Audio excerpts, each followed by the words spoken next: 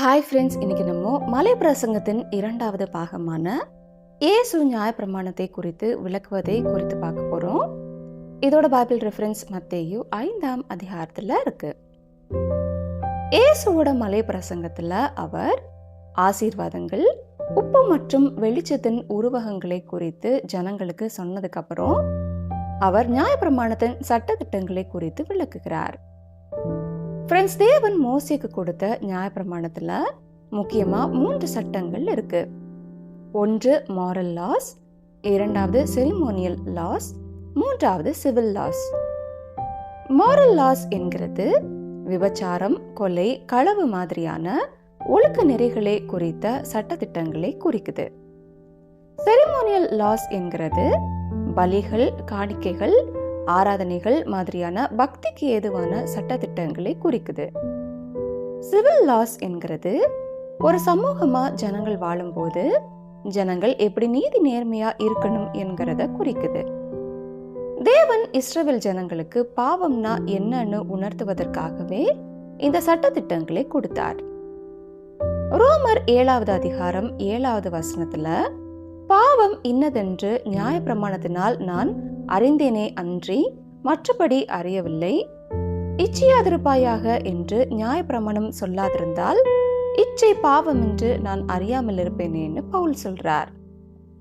Friends, உலக பிரகாரமா நம்ம பார்க்கும்போது நம்மளோட நாட்டிலேயும் நிறைய சட்டதிட்டங்கள் இருக்கு. அந்த சட்டதிட்டங்களை எல்லாம் நம்ம ஒழுங்கா கடைபிடித்தோம்னா நமக்கு எந்த பிரச்சனையும் இல்லாம சுமூகமா வாழலாம்.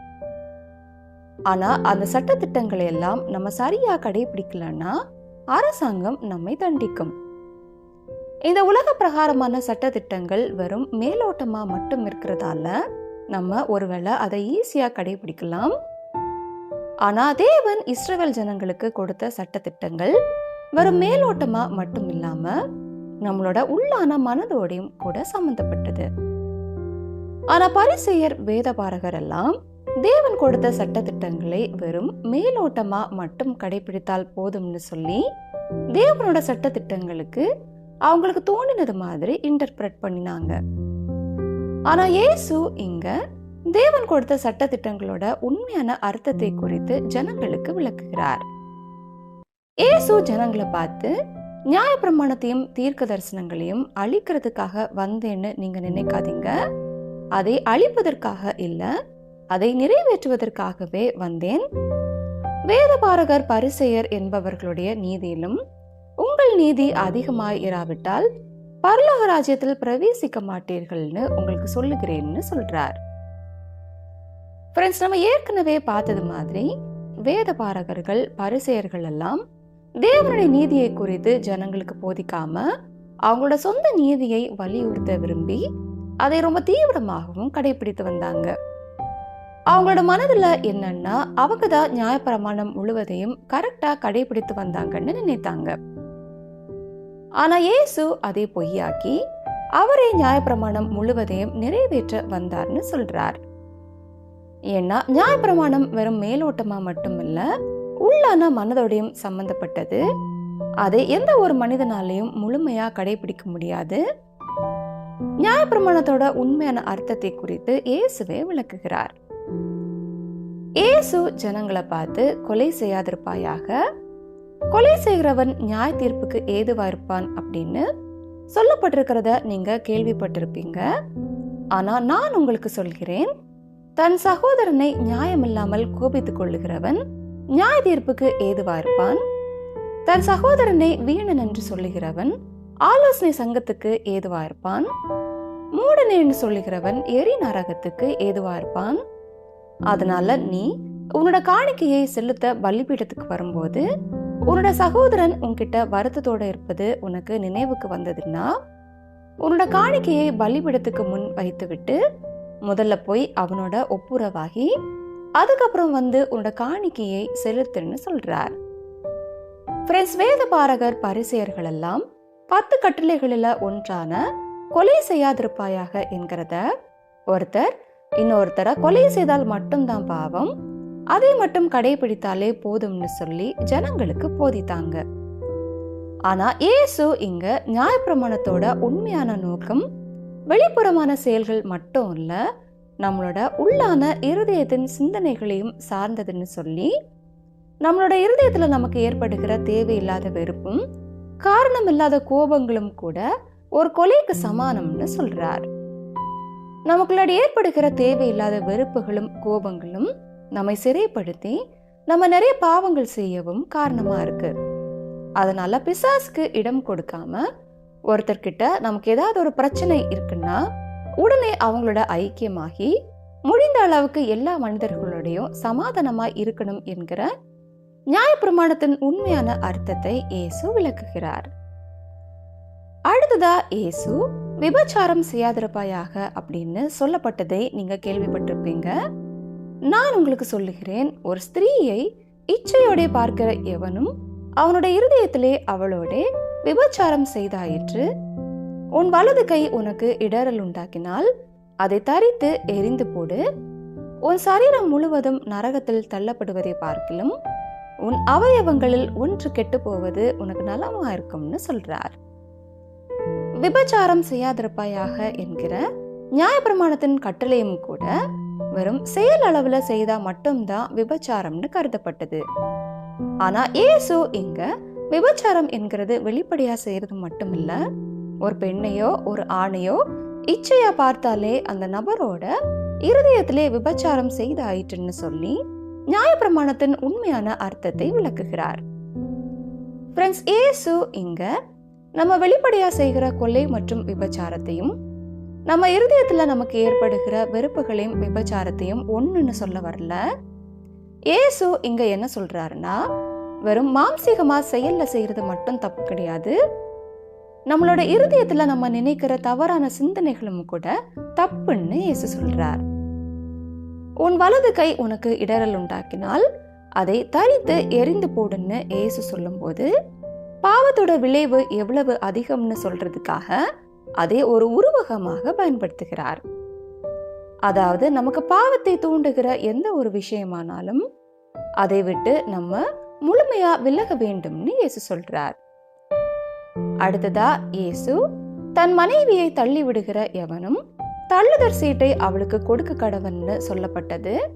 நான் உங்களுக்கு சொல்லுகிறேன், வேசித்தன முகாந்திரத்தினால் ஒழிய தன் மனைவியை தள்ளி விடுகிறவன் அவளை விபச்சாரம் செய்ய பண்ணுகிறவனாய் இருப்பான். அப்படி தள்ளிவிடப்பட்டவளை திருமணம் செய்கிறவனும் விபச்சாரம் செய்கிறவனாய் இருப்பான்னு சொல்றார். ஃப்ரெண்ட்ஸ், மோசேயின் நியாயப்பிரமாணத்துல ஒருத்தர் ஒரு பெண்ணை திருமணம் செய்ததுக்கு அப்புறம் அந்த பெண் கிட்ட லட்சியான காரியத்தை கண்டு அவள் மேல் பிரியமற்றவனானால் அவன் தள்ளுதலின் சீட்டை எழுதி அவள் கையிலே கொடுத்து அவளை தன் வீட்டிலிருந்து அனுப்பி விடலாம்னு சொல்லப்பட்டிருக்கு. இங்க சொல்லப்பட்டிருக்கிற லட்சியான காரியம் என்கிற வார்த்தையை அந்த காலத்து ரபிகள் எல்லாம் அவங்களுக்கு இஷ்டப்படி வியாக்கியானம் செய்து, ஒரு சில ரபிமார்கள் ஒரு மனைவி ஒருவேளை சாப்பாட்டை ருசியா செய்யலனாலும் கூட அவளை விவாகரத்து செய்யலாம் என்கிற அனுமதியை ஆண்களுக்கு கொடுத்தாங்க. ஒரு ஆணுக்கு அவனுடைய மனைவியை பிடிக்கலன்னா அவன் விவாகரத்து சீட்டு மட்டும் எழுதி கொடுத்து அந்த பெண்ணை வீட்டை விட்டு அனுப்பிடலாம்னு தவறா நினைத்தாங்க. ஆனா இயேசு அந்த வசனத்துல சொல்லப்பட்டிருக்கிற லட்சியான காரியத்தின் உண்மையான அர்த்தத்தை விளக்குகிறார். லட்சியான காரியம் என்கிறது வெறும் விபச்சாரம் மட்டும்தான். ஒரு கணவன் மனைவிக்குள்ள வேசித்தனம் என்கிற முகாந்திரத்தை தவிர வேற எந்த ஒரு காரணத்தினாலையும் விவாகரத்து செய்யக்கூடாதுன்னு சொல்லி நியாயப்பிரமாணத்தின் உண்மையான அர்த்தத்தை இயேசு விளக்குகிறார். அடுத்ததா இயேசு கண்ணுக்கு கண் பல்லுக்கு பல்னு சொல்லப்பட்டிருக்கிறத கேள்விப்பட்டிருக்கீங்க. நான் உங்களுக்கு சொல்லுகிறேன், தீமையோட எதிர்த்து நிற்க வேண்டாம். ஒருவன் உன்னை வலது கன்னத்தில் அறைந்தால் அவனுக்கு மறு கன்னத்தையும் திருப்பிக் கொடு. உன்னோடு வழக்காடி உன் வஸ்திரத்தை எடுத்துக்கொள்ள வேண்டும் என்றிருக்கிறவனுக்கு உன் அங்கியையும் விட்டுவிடு. ஒருவன் உன்னை 1 மைல் தூரம் வர பலவந்தம் பண்ணினால் அவனோடு 2 மைல் தூரம் போன்னு சொல்றார். ஃப்ரெண்ட்ஸ், மோசேயின் நியாயப்பிரமாணம் கண்ணுக்கு கண் பல்லுக்கு பல் என்கிறத கற்பிக்கிறது. இதை யாத்திராகமம் 21:24 வாசிக்கிறோம். ஆனா தேவன் அந்த கட்டளையை சிவில் லாஸ்ல தான் கொடுத்தார். அதாவது ஒரு சிவில் வழக்குல ஒரு குற்றத்துக்கு ஏற்ற மாதிரி நீதியா தண்டனை வழங்கணும்னு தேவன் சொன்னார். ஆனா அத தேவன் என்னைக்குமே தனிப்பட்ட ரீதியில மனிதர்களுக்குள்ளாடி பழி வாங்குற நோக்கத்துக்காக சொல்லவே இல்லை. ஆனா அதையும் ரபிகள் தவறாக புரிந்து கொண்டு உறவுகளுக்குள்ளாடியும் ஒருத்தர் இன்னொருத்தருக்கு விரோதமா தப்பு செய்தா அந்த மனிதனுக்கு அதுக்கு ஈக்குவலா தவறு செய்யலாம்னு சொல்லி போதித்தாங்க. இதையும் இயேசு தவறுன்னு சொல்லி பழி வாங்குதல் மனிதனுடைய செயல் இல்ல, அது தேவனுடையது. ஒருத்தர் நமக்கு தப்பு செய்யும் போது நம்ம அவங்களுக்கு திரும்ப நன்மையை தான் செய்யணும்னு சொல்லி நியாயப்பிரமாணத்தோட உண்மையான அர்த்தத்தை விளக்குகிறார். அடுத்ததா இயேசு, உன்னிடத்தில் கேட்கிறவனுக்கு கொடு, உன்னிடத்தில் கடன் வாங்க விரும்புகிறவனுக்கு முகம் கோணாதே, உனக்கு அடுத்தவனை சிநேகித்து உன் சத்துருவை பகைப்பாயாகன்னு சொல்லப்பட்டிருக்கிறதே கேள்விப்பட்டிருக்கீங்க.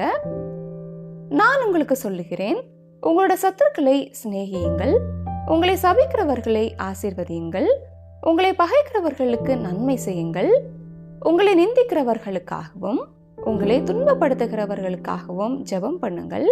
இப்படி செய்கிறதுனால நீங்க பரலோகத்துல இருக்கிற உங்கள் பரமபிதாவுக்கு புத்திரரா இருப்பீங்க.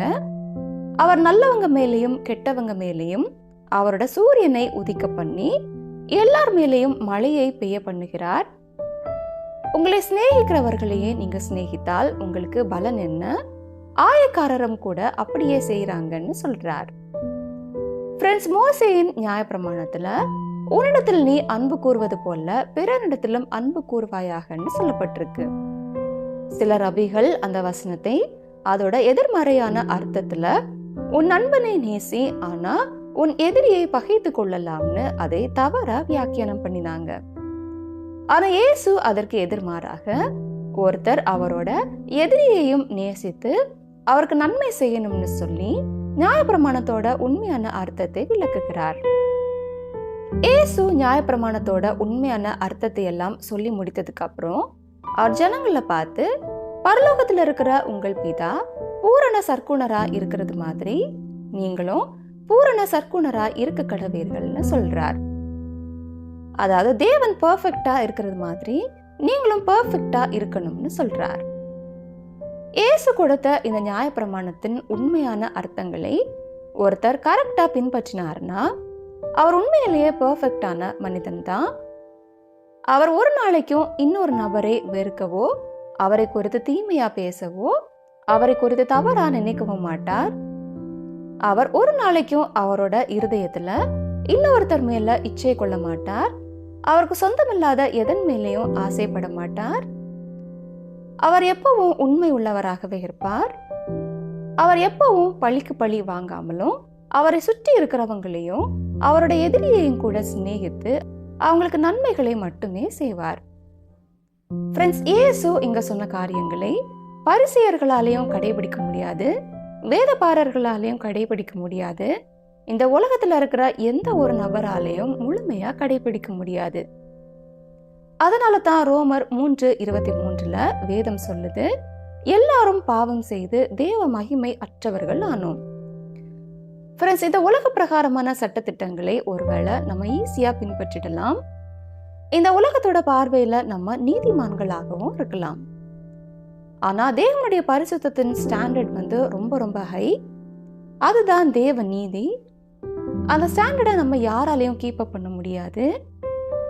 ஃப்ரெண்ட்ஸ், நம்ம ஏற்கனவே பார்த்தோம், நியாயப்பிரமாணத்தை தேவன் கொடுத்ததோட நோக்கமே பாவத்தை குறித்து நமக்கு உணர்த்துவதற்காக தான். இப்போ நியாயப்பிரமாணத்தின் மூலமா நம்ம பாவிகள்னு நம்ம தெரிந்து கொண்டோம். அதுவும் சாதாரண பாவிகள் இல்ல, ரொம்ப ரொம்ப மோசமான பாவிகள். இவ்வளவு மோசமான பாவிகளா இருக்கிற நம்ம பாவத்தை பார்க்காத சுத்த கண்ணரா இருக்கிற தேவன் கிட்ட எப்படி ஐக்கியம் கொள்ள முடியும்? எப்படி அவரோட கூட நித்தியமா நம்ம வாழ முடியும்? நியாயமா பார்த்தோம்னா நம்ம செய்த பாவங்களுக்கெல்லாம் நமக்கு கிடைக்க வேண்டிய தண்டனை நித்திய நரகம் மட்டும்தான். ஆனா அந்த ஆக்கினையில இருந்து நம்ம மீட்டெடுப்பதற்காகவே தேவன் அவருடைய ஒரே பேரான குமாரனை இந்த உலகத்துக்கு அனுப்பினார். இயேசு நம்மை மீட்டெடுக்கிறதுக்காக இந்த உலகத்துக்கு வந்து ஒரு பாவமும் செய்யாம நியாயப்பிரமாணத்தின் எல்லா சட்ட திட்டங்களையும் முழுமையா நிறைவேற்றினார். நம்ம ஏற்கனவே பார்த்தது மாதிரி நியாயப்பிரமாணத்தை அழிக்க அல்ல, அதை நிறைவேற்றுவதற்காகவே இயேசு வந்தார். இயேசு பிதாவுக்கு முன்பாக பெர்ஃபெக்டா வாழ்ந்து தேவனுடைய நீதியை முற்றிலுமா நிறைவேற்றினார். நமக்கு வர வேண்டிய ஆக்கினையை ஒரு பாவமுமே அறியாத அவர் அவரோட சரீரத்துல ஏற்றுக்கொண்டார். இயேசுவை விசுவாசிக்கிற எவனுக்கும் நீதி உண்டாகும்படியாக கிறிஸ்து நியாயப்பிரமாணத்தின் முடிவாயிருக்கிறார் அப்படின்னு ரோமர் 10:4 வாசிக்கிறோம். சிலுவையில இயேசு ஒரு பாவமும் செய்யலனாலும் கூட அவர் நமக்காக ஒரு பாவியை போல நடத்தப்பட்டார். ஆனா அதே சிலுவையில நம்ம எதுக்குமே உதவாத ரொம்ப மோசமான பாவிகளா இருந்தும் கூட இயேசுவை நம்ம விசுவாசிக்கிறதால இயேசுவோட நீதியின் மூலமா நம்ம தேவனின் சட்டதிட்டங்களை எல்லாம் முழுமையா நிறைவேற்றினது மாதிரி பிதாவுக்கு முன்பாக நீதிமான்களா கருதப்படுறோம். அதாவது சிலுவை மரத்திலே பாவம் அறியாத இயேசு நமக்காக பாவமானார். பாவிகளா இருக்கிற நம்ம தேவனுக்கு முன்பாக நீதிமான்களானோம். கர்த்தராகிய இயேசு செய்த இந்த தியாகத்தால தேவன் நம்ம செய்த பாவத்தை எல்லாம் நமக்கு மன்னித்து அவரை அப்பா பிதாவின்னு கூப்பிடுற புத்திர சுவிகாரத்தையும் நமக்கு கொடுத்து நமக்கு நித்திய ஜீவனையும் கொடுத்திருக்கிறார். ஃப்ரெண்ட்ஸ், இது முழுக்க முழுக்க தேவனுடைய கிருபை மட்டும்தான். இயேசுவை விசுவாசிக்கிற ஒவ்வொருத்தருக்கும் தேவன் இந்த கிருபையை கொடுக்கிறார். ஃப்ரெண்ட்ஸ், நமக்கு இன்னைக்கு இருக்கிறது 2 வழிகள் தான். தேவனுடைய பெர்ஃபெக்ட் ஹோலி ஸ்டாண்டர்ட் என்னன்னு நம்ம பார்த்தோம். ஒன்று, நம்ம இயேசுவை நிராகரித்து நம்ம செய்ய போகிற பாவங்களுக்கெல்லாம் நித்தியமா தேவனை பிரிந்து நித்திய நரகத்திலே நம்முடைய பாவங்களுக்காக தண்டனையை அனுபவிக்கிறது. இல்லைன்னா நம்மளோட பாவங்களை நம்ம உணர்ந்து இயேசுவோட அன்பின் தியாகத்தை நம்ம புரிந்து கொண்டு அவரை நம்மளோட இரட்சகரா ஏற்றுக்கொண்டு அவரோட நீதியின் மூலமா நம்ம நித்திய ஜீவனை பெற்றுக்கொள்வது. நம்ம ரட்சிக்கப்படும்படிக்கு வானத்தின் கீழங்கும் மனுஷர்களுக்குள்ளே இயேசுவின் நாமத்தை தவிர வேற எந்த ஒரு நாமமும் கட்டளையிடப்படவும் இல்லை அப்படின்னு அப்போஸ்தலர் 4:12 வாசிக்கிறோம். ஓகே ஃப்ரெண்ட்ஸ், மீண்டும் அடுத்த பைபிள் ஸ்டோரியில் சந்திக்கலாம். Bye friends.